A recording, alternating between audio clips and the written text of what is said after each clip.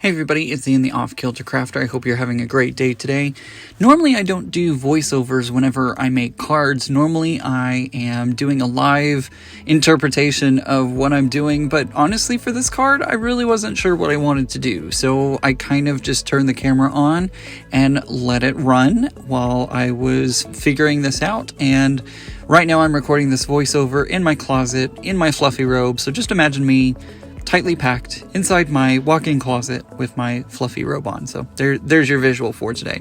Anyways, getting started today, I'm going to use these two items. I can't read the labels because my screen is too small, but I'll put them up on the screen so that way you can see them a little better, or you could just read the label that's right there. Anyways, I'm going to be using these two to make a card today, and I'm pointing at them like I'm all professional, and we can clearly see I'm not. But anyways, so I'm going to be using these to create a simple rainbow card. I think it still makes a really big impact. I'm going to use my little tweezers here, not tweezers, they're clippers, my little clippers, jeweler's clippers, to go ahead and clip this die since I haven't broken this one apart yet.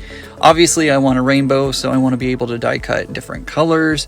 So I'm going to use my Gemini Junior, can I say that again? Gemini Junior, to go ahead and die cut all of these rainbow cardstocks. They're all different types. It's just whatever was in my scrap bin. So I just grabbed some colors that I felt like would match up and sent them through the Gemini Junior. And I'm speeding this up so that way we don't sit here for 5 or 10 minutes, however.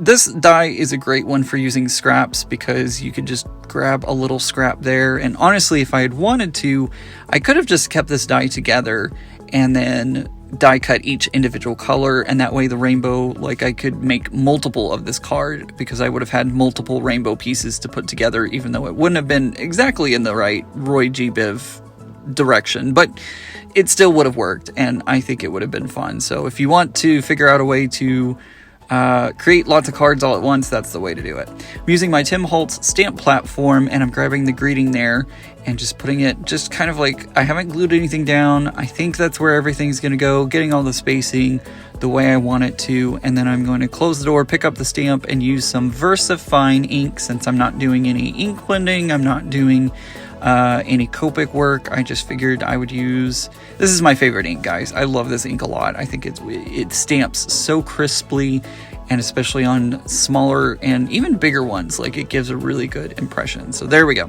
I stamped it down. You are awesome. I thought this would be a perfect sentiment for the rainbow.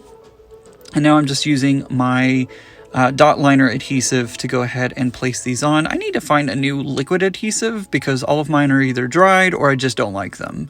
So I think that would have worked too, because there are little bits that are left behind, but it's not a big deal. I can just clean those up. But anyways, here's the finished card. It's a simple one. It's an easy one, but I think it really, really does make an impact because you got that black and white versus the super bright colors, and I know it's going to brighten someone's day.